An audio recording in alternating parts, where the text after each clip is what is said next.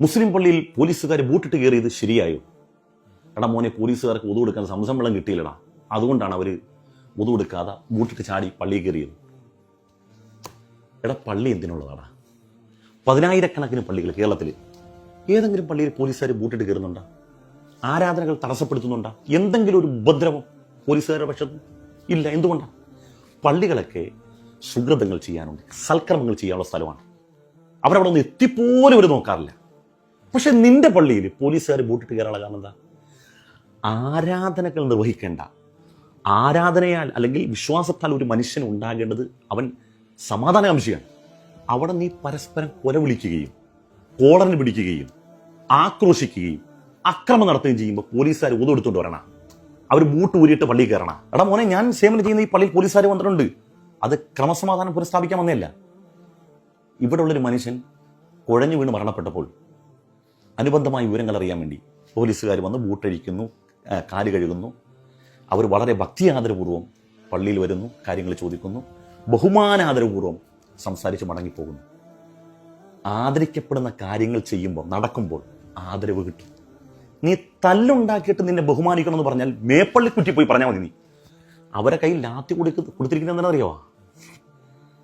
ഒരു നാട്ടിൽ ക്രമസമാധാനം നഷ്ടപ്പെടുമ്പോൾ അവിടെ തൊപ്പി വെച്ചവർ താടി വെച്ചിട്ടൊന്നല്ല, അവർ പുറവടിച്ചവർ പൊളിക്കും. അവർക്ക് അതിനു വേണ്ടിയാണ് ലാത്തി കൊടുത്തിരിക്കുന്നത്. അവിടെ മുസ്ലിഹാരെന്നോ മുസ്ലിമെന്നോ ഹിന്ദു എന്നോ ഒരാളെ ഒരു പരിഗണിക്കത്തില്ല. അവർ വീക്കും. അച്ഛന്മാരെ വീക്കിട്ടുണ്ടോ പള്ളിയിൽ? അച്ഛന്മാരെ സഭാ തർക്കത്തിന്റെ പേരിൽ അച്ഛന്മാരെ വീക്കിട്ടില്ലേ? അപ്പൊ മുസ്ലിയാരെ വീക്കും. എടാ, അവരെ ബൂട്ടിട്ട് പള്ളി കയറ്റിയതാരാടാ? അവരെ ബൂട്ടിട്ട് പള്ളി കയറ്റിയതാരാ? നീയും ഞാനും അല്ലേ? സമാധാനം കാംക്ഷിക്കേണ്ട ഒരു സ്ഥലത്ത് നീ പരസ്പരം അങ്ങോട്ടും ഇങ്ങോട്ടും കൊല വിളിച്ച് തല്ലുണ്ടാക്കിയപ്പം ആ ക്രമസമാധാനം പുനഃസ്ഥാപിക്കാൻ വേണ്ടി പോലീസ് പള്ളി കയറിയതാ. അതിന് അവസരം ഉണ്ടാക്കി നീ ഇപ്പം അതിൻ്റെ ഉള്ളിൽ എന്തെങ്കിലും ഒരു ഒളി അജണ്ട ഉണ്ട്, തേങ്ങാക്കലുണ്ട്. ഒളി അജണ്ട അല്ല, സമാധാനത്തിന്റെ അന്തരീക്ഷം സൃഷ്ടിക്കേണ്ട പള്ളി നീയും നിന്റെ ഒപ്പമുള്ള മനുഷ്യന്മാരും പരസ്പരം അങ്ങോട്ടും ഇങ്ങോട്ടും കൊലവിളി നടത്തി അടിയുണ്ടാക്കിയപ്പം ക്രമസമാധാനം പുനഃസ്ഥാപിക്കാൻ വരുന്ന പോലീസുകാർ ഒതുകൊടുത്ത് പള്ളി കയറണം. എടാ, ഇന്നലത്തെ ദിവസം ഏതാ?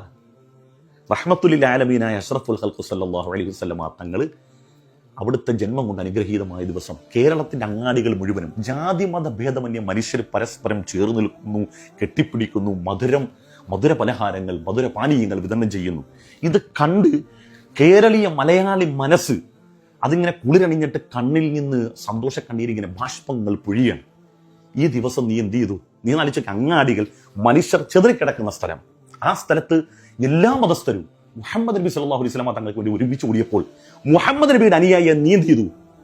കറുത്തവനെയും വെളുത്തവനെയും രാജാവിനെയും പ്രജേനെയും അടിമേനെയും ഉടമനെയും ഉള്ളവനെയും ഇല്ലാത്തവനെയും ഒരുമിച്ച് ഒരു വരിയിൽ നിർത്തിയ റസൂലുള്ളാഹി സ്വല്ലല്ലാഹു അലൈഹി വസല്ലം തങ്ങൾ സ്ഥാപിച്ച സഫിൽ നീ പരസ്പരം കലഹിച്ചും കൊലവിളിച്ചും ചീത്ത വിളിച്ചും പരസ്പരം കയ്യോങ്ങിയും നീ ആ പള്ളി നാശമാക്കി.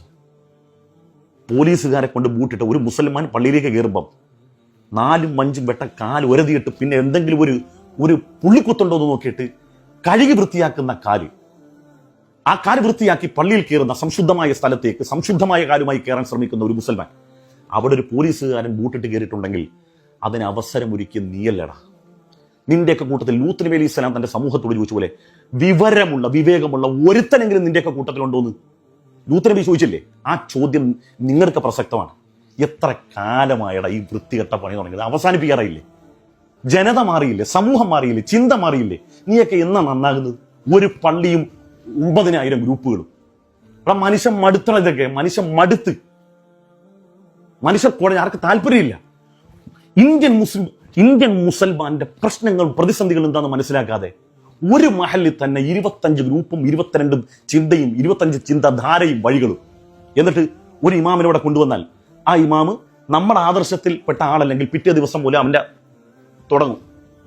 ഞാൻ ഇത് സോഷ്യൽ മീഡിയ ഉണ്ടല്ലോ, ഞാൻ പച്ചക്കാൻ പറഞ്ഞത്, അവൻ എങ്ങനെയെങ്കിലും തുരക്കാനുള്ള പണി തുടങ്ങും. നമ്മുടെ ആളായെങ്കിൽ മാത്രമേ നമ്മൾ പുറകെ തുടരുള്ളൂ. എന്തെല്ലാം തോന്നിയവാസങ്ങൾ പിന്നെ അവരുടെ പിന്നാലെയാണെന്നുള്ളത്. നിങ്ങളുടെ രാഷ്ട്രീയത്തിൽപ്പെട്ട ആളുകൾ അല്ലെങ്കിൽ അതേ ആ പാർട്ടിയെ പിന്തുണക്കുന്ന ആളുകൾ മാത്രമേ പള്ളി വരാൻ പാടുള്ളൂ എന്ന ചിന്തയാണെങ്കിൽ പുതിയ ജൻസി പിള്ളേർ വരുന്നുണ്ട്. നിന്റെയൊക്കെ മോന്ത പിടിച്ച് റോഡരിട്ടുരകും. ഈ മുഖം ഉണ്ടല്ലോ, അത് ജൻസി പിള്ളേർ പിടിച്ച്, കാരണം അവർക്ക് ഇതിനോടും താല്പര്യമില്ല. പുതിയ തലമുറക്ക് ഇതിനോടും താല്പര്യമില്ല.